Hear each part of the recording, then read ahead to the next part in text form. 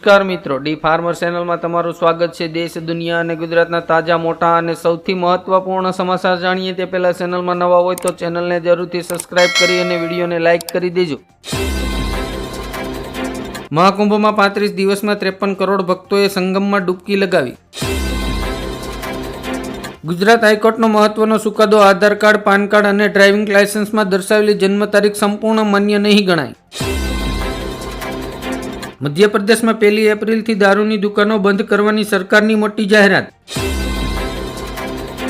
અયોધ્યા રામ મંદિરે શેરડી અને વિષ્ણુદેવી મંદિરને પ્રસાદમાં પાછળ છોડી દીધા ભક્તોએ 1 વર્ષમાં 1000 કરોડનું દાન કર્યું। રેવત રેડ્ડીનો દાવો, વડાપ્રધાન નરેન્દ્ર મોદી જન્મથી બેકવર્ડ ક્લાસના નથી, તેઓ ગુજરાતના મુખ્યપ્રધાન બન્યા પછી તે બેકવર્ડ ક્લાસમાં સામેલ થયા। સરકારી જમીન વકફ બોર્ડના નામે નોંધાવનારા અધિકારીઓની ઓળખાણ કરવામાં આવશે। પીએમ મોદી અને ટ્રમ્પની મુલાકાત બાદ ચોંકાવનારો નિર્ણય, અમેરિકાએ ભારતની અજબો ડોલરની સહાય અટકાવી। નાણાકીય શિસ્તમાં ગુજરાતનો ડંકો, 21 મોટા રાજ્યોને પાછળ છોડી જાહેર દેવાના ઘટાડામાં પ્રથમ ક્રમ મેળવ્યો। સમાજવાદી પાર્ટીના વડાએ સરકારને મહાકુંભ મેળાનો સમયગાળો વધારવાની વિનંતી કરી। નોઈડા એક્સપ્રેસ વે પર વાહન બગડશે તો ભરવો પડશે 20,000 રૂપિયાનો દંડ। યુટ્યુબના માર્ગ પર ઇન્સ્ટાગ્રામ યુઝરોને મળશે ડિસલાઇક કરવાનું બટન। ટ્રમ્પ અને એલોન મસ્કની મુશ્કેલીઓ વધી, અમેરિકાના 14 રાજ્યોએ કોર્ટમાં કેસ દાખલ કર્યો। કાશ્મીરમાં 16 ફેબ્રુઆરી સુધી ગંગા આરતી નહીં થાય, બોટ ચલાવવા પરનો પ્રતિબંધ પણ લંબાવવામાં આવ્યો। ડ્રોન ક્રાંતિને સમજવામાં વડાપ્રધાન નરેન્દ્ર મોદી નિષ્ફળ રહ્યાનો રાહુલ ગાંધીએ કર્યો આક્ષેપ। અરવિંદ કેજરીવાલ પર નવી મુસીબત, ભાજપની ફરિયાદ બાદ તેમના શીશ મહેલની તપાસ શરૂ થશે। સુપ્રીમ કોર્ટ ભડકી, 10 લાખ કરોડની મફત રેવડીને કારણે લોકો હવે કામ નથી કરતા।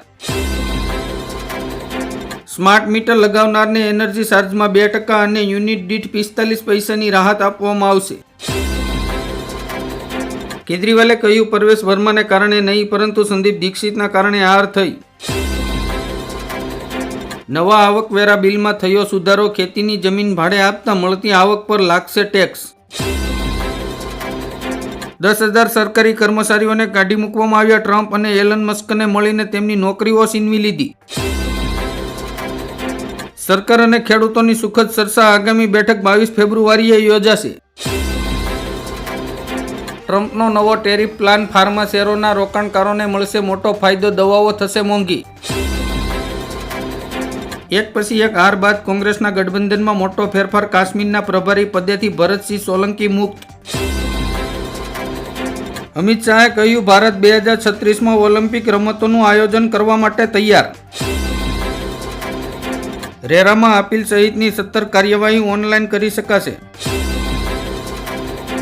ગુજરાતમાં સ્થાનિક સ્વરાજની ચૂંટણી માટે 16 ફેબ્રુઆરીએ મતદાન શરૂ થશે। એનપીસીઆઈએ યુપીઆઈ ચૂકવણી સંબંધિત નિયમોમાં કર્યો ફેરફાર, રિફંડ માટે હવે નહીં જોવી પડે રાહ। પરવેશ વર્મા દિલ્હીના સીએમની રેસમાંથી બહાર। દિલ્હી ચૂંટણીના પરિણામ બાદ આપને વધુ એક ફટકો, પાર્ટીના 3 કાઉન્સિલરો ભાજપમાં જોડાયા। પીએમ કિસાન યોજનાનો 2019મો હપ્તો 24 ફેબ્રુઆરીએ ટ્રાન્સફર કરવામાં આવશે। હવે મહારાષ્ટ્રમાં લવ જેહાદ અને જબરજસ્તી ધર્મ પરિવર્તન સામે કાયદો બનાવશે દેવેન્દ્ર ફડણવીસ।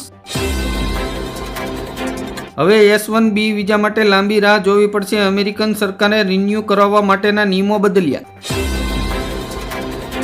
ગૂગલ હવે યુઝરોની ઉંમર શોધી કાઢશે, 18 વર્ષથી ઓછી ઉંમરના લોકો યુટ્યુબ સહિત તમામ ગૂગલ પ્લેટફોર્મ પર વિડીયો નહીં જોઈ શકે।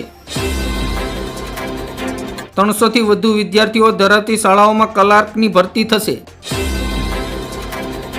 ઘર ખરીદવું હવે થયું સસ્તું, એસબીઆઈએ હોમ લોનના વ્યાજ દરમાં ઘટાડો કરવાની કરી જાહેરાત।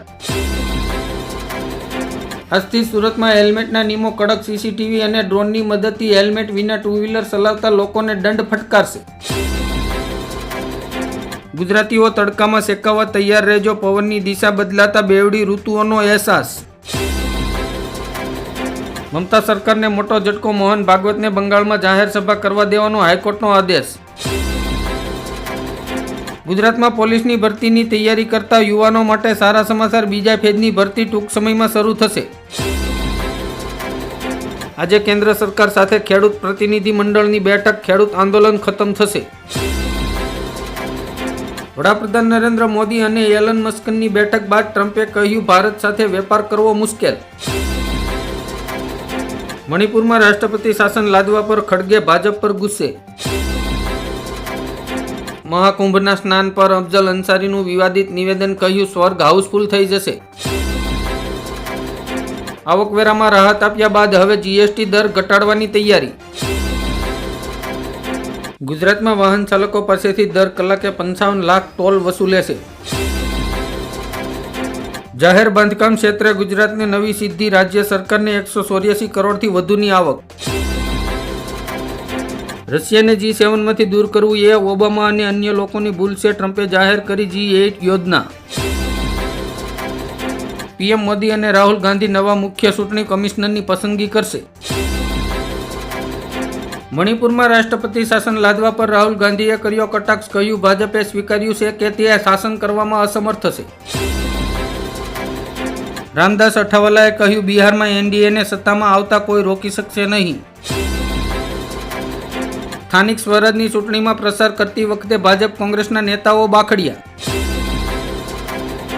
ભારતનો વિદેશી મુદ્રા ભંડાર સતત ત્રીજી વખત વધીને $638.26 બિલિયન થયો. પીએમ મોદીએ કોઈ પણ રાજકીય બેકગ્રાઉન્ડ ધરાવતા ન હોય તેવા 1 લાખ યુવાનોને રાજનીતિમાં જોડાવા માટે આહવાન કર્યું. નાણામંત્રીએ લોકસભામાં રજૂ કર્યું નવું આવકવેરા બિલ. હોબાળા વચ્ચે ગૃહની કાર્યવાહી 10 માર્ચ સુધી સ્થગિત. ગુજરાત સરકાર દ્વારા ગેરકાયદેસર ધાર્મિક બાંધકામો સામે 458 નોટિસ ફટકારવામાં આવી. મોંઘવારી વચ્ચે મોટી રાહત. સીએનજી અને પીએનજી ગેસ ₹10 સસ્તો થશે. તેલંગાણામાં જાતિ વસ્તી ગણતરી પછી પછાત વર્ગની વસ્તી ઘટી. ફરી એકવાર સર્વે થશે. બ્રિટન સરકારની નવી યોજના. ભારતીય યુવાનોને મળશે મફત એન્ટ્રી અને વર્ક વિઝા. દિલ્હીમાં સરકાર બદલતા પીએમ મોદીની યોજના થશે લાગુ. વિજેન્દ્ર ગુપ્તાએ એલજીને લખ્યો પત્ર. પપ્પુ યાદવે કહ્યું સામાન્ય માણસ કરવેરાથી પરેશાન છે, પરંતુ સાધુ સંતો અને ઉદ્યોગપતિઓને કરમાં છૂટ આપવામાં આવે છે. સુરત સહિત મહાનગરોમાં શનિવારથી પોલીસ દ્વારા હેલ્મેટ ચેકિંગની ઝુંબેશ શરૂ કરાશે. ભારતીય મૂળનો દબદબો. અમેરિકાની ટોચની 50 યુનિવર્સિટીઓમાં 70% વડાઓ ભારતીય. પશુપતિ પારસની પાર્ટીએ કરી મોટી જાહેરાત. બિહારમાં 243 સીટો પર ચૂંટણી લડશે. યોગી આદિત્યનાથે કહ્યું મહાકુંભની વ્યવસ્થા પર આંગળી ઉઠાવનારાઓ હવે શાંતિથી ડૂબકી લગાવી રહ્યા છે.